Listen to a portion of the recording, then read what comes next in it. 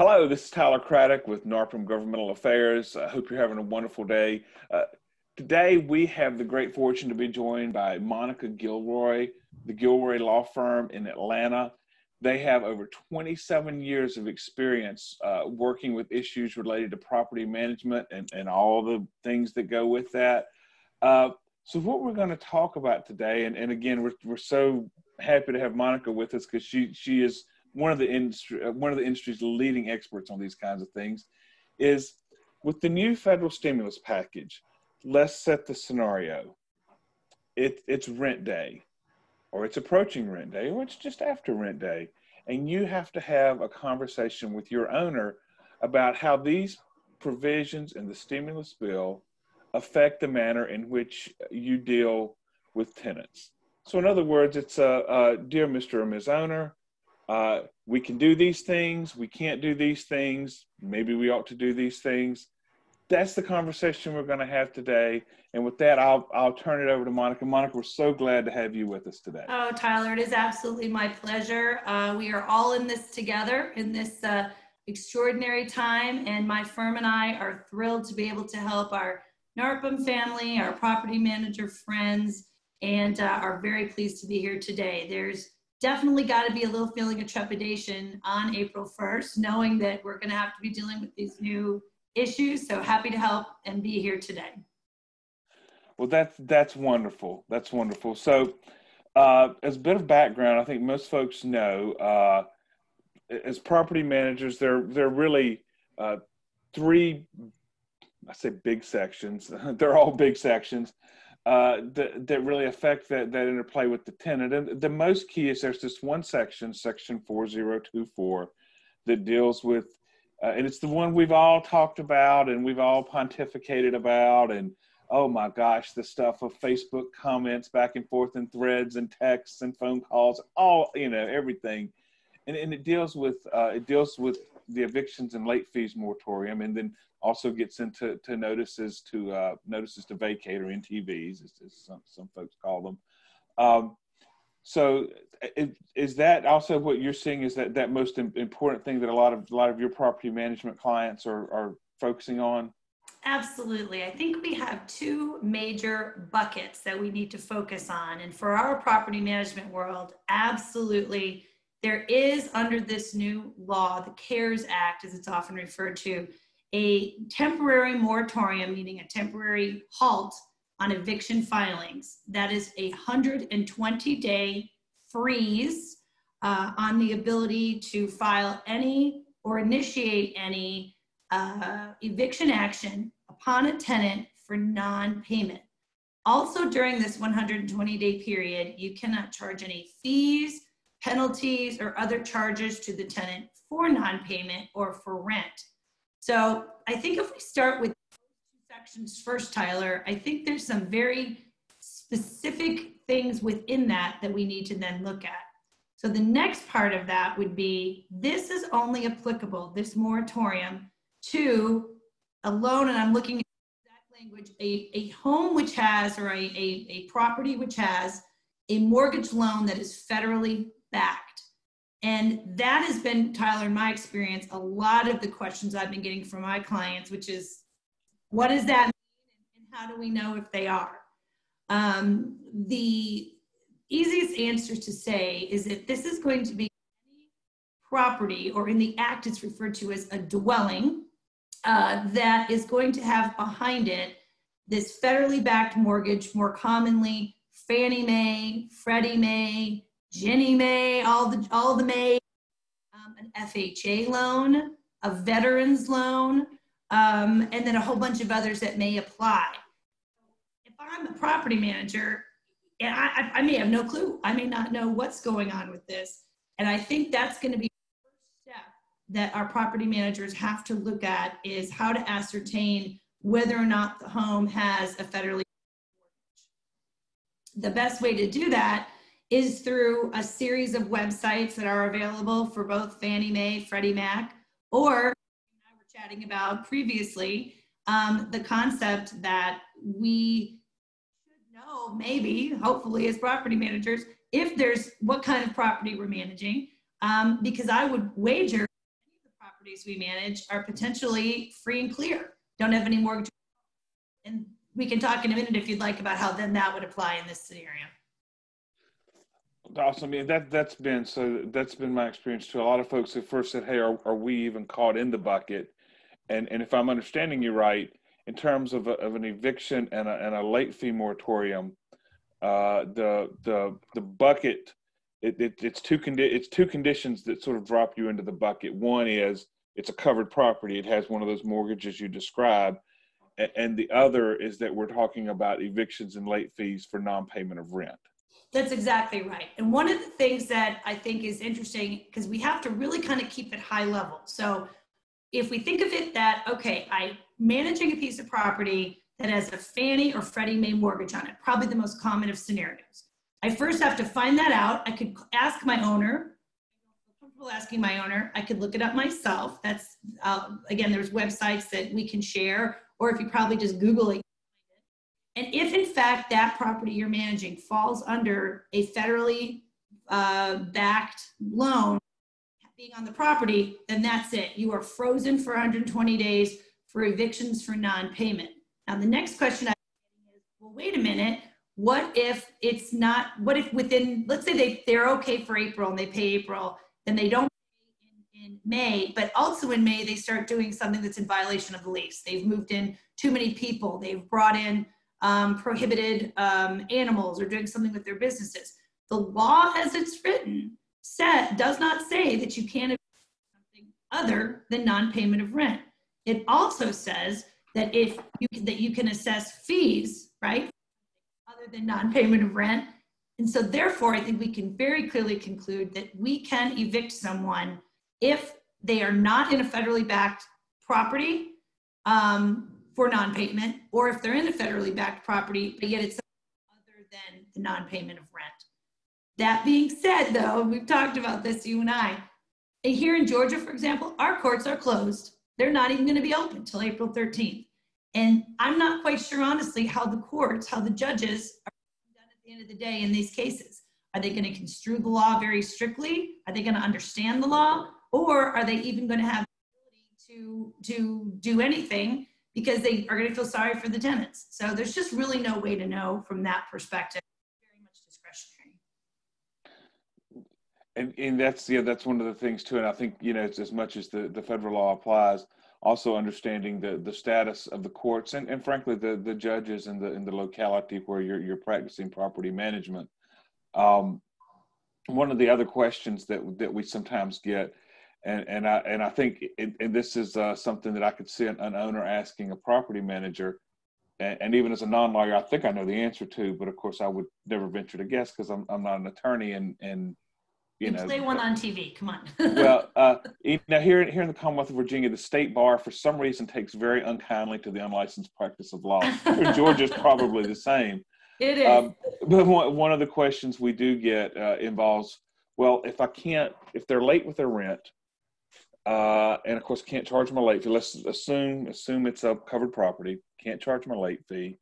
Can I sort of just book those late fees and assess them all after 120 days? And I don't know, you can't do it. You can't go back and assess and skirt the law that way. Yeah, that's exactly right. Yeah, that's exactly right. I mean, again, putting it into buckets, right?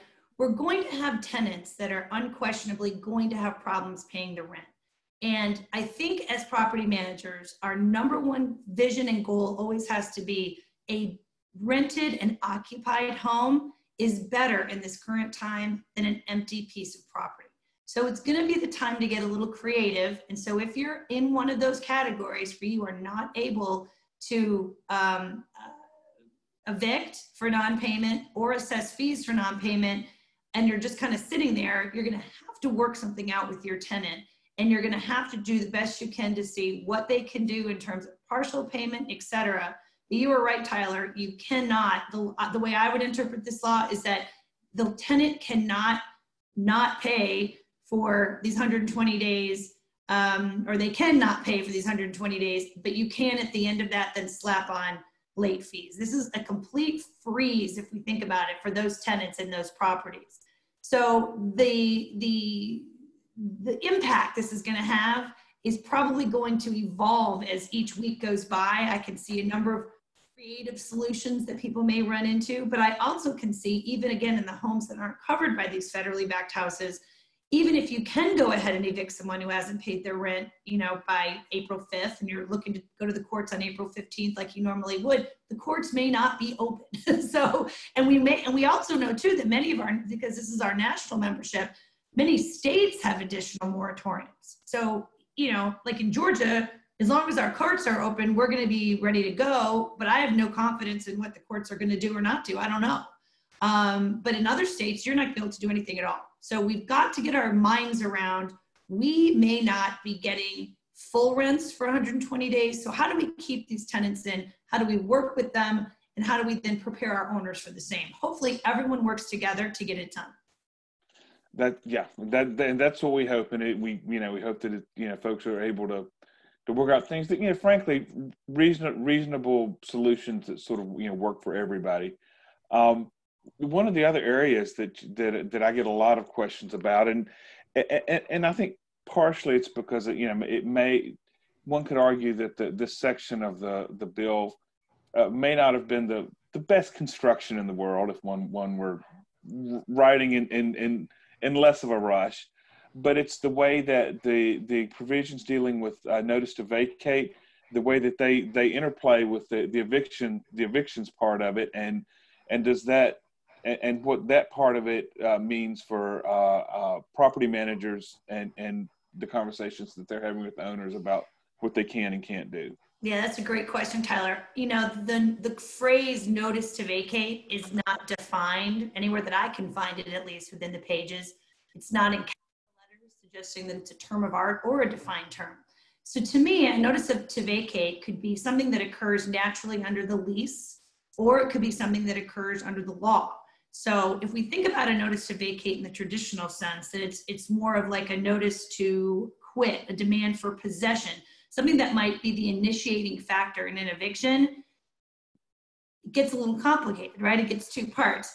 The law says that you're not allowed to issue this notice of eviction, which is going to require the tenant to vacate before 30 days after the date that the notice to vacate is issued. In other words, if we didn't have the current pandemic, and my lease said I could give you notice to vacate in 15 days, I could send that notice today, and by gosh, you better be out by the 15th. In the current scenario, you can't do that. Even if it says I only have to give you 15 days to get out, I have to actually give you a full 30 days in which to get out, right? In addition, whatever the time frame is, I'd have to give you those 15 plus the additional 30.